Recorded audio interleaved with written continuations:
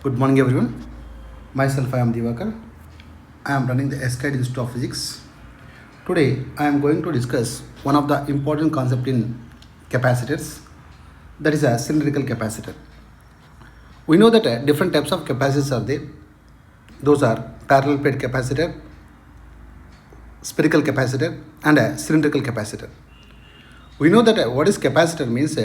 Capacitor is a device used to store charges and electric potential energy. It is the most important device in the electronic circuits. Without capacitor, there is a fans, televisions, and motors cannot able to. Okay. Now we are going to discuss the cylindrical capacitor.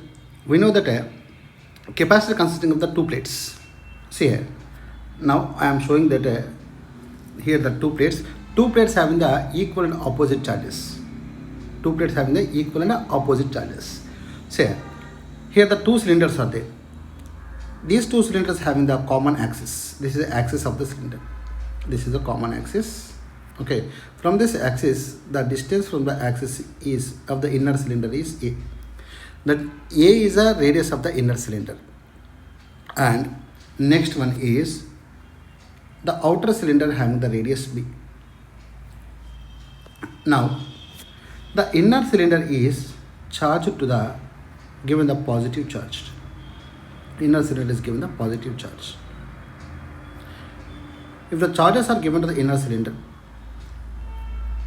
due to the property of induction, the equal amount of negative charges will be attracted in the second cylinder, inner surface of the second cylinder. This is the inner surface. Here we get the negative charges. Clear? Here also we get the negative charges. The negative charges in the second cylinder is attracted by the positive charges in the first cylinder due to the property of induction. Clear? Now the positive charges in the outer surface of the second cylinder is removed by doing a process that is called earthing or grounding. We know that this is earthing. Earthing means the process of sharing the charges to the earth. Now the earth is supplying the negative charges. These negative charges are neutralizes the which one means positive charges. These positive charges are neutralized. These are moving. These are the free charges that can move to the earth, that can be neutralized by the earth. Clear? See now, by removing all the negative charges, so positive charges, then the outer surface of the cylinder becomes negative. See now, the two cylinder, there is a two plates. Cylinder capacitor consisting of two plates. One is a positive charged plate, another one is a negative charged plate. In between these two plates, the electric field is developed. Clear? This is the direction of electric field. These two cylinders have the common axis. The length of the cylinder is L. Let L is the length of the cylinder.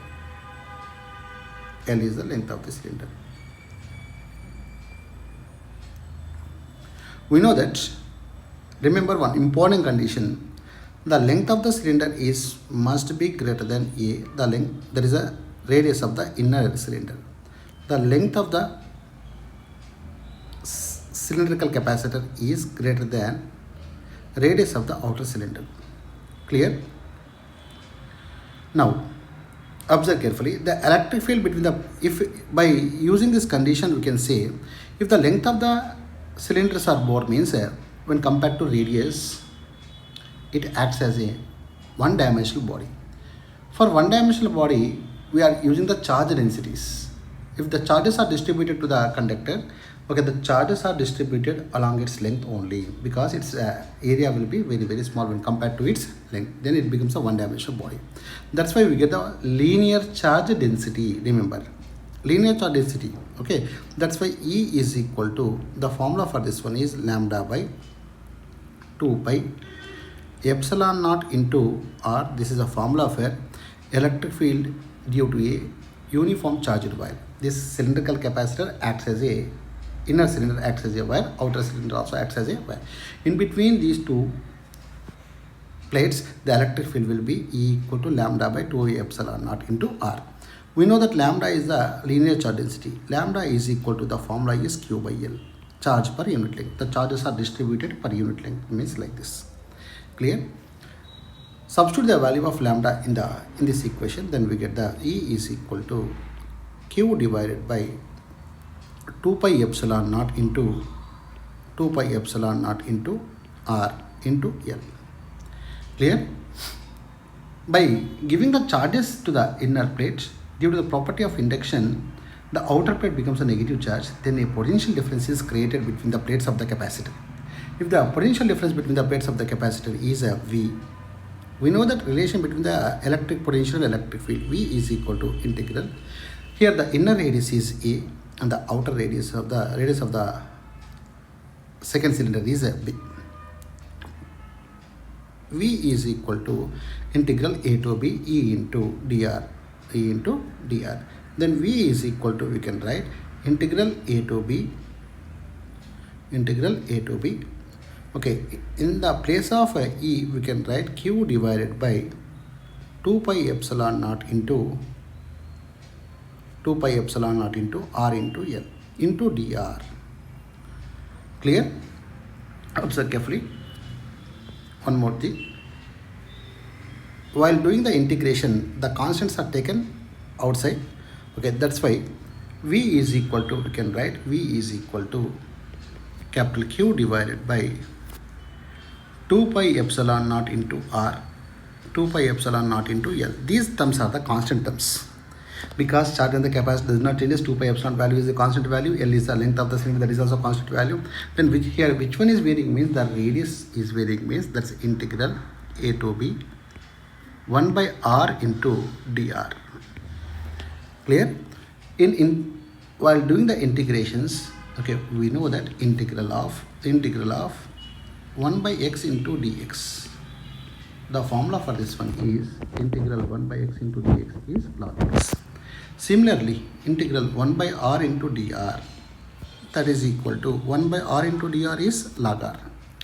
Then we can write V is equal to capital Q divided by 2 pi epsilon naught into L. Okay, integral 1 by r into dr, we can replace it as log r.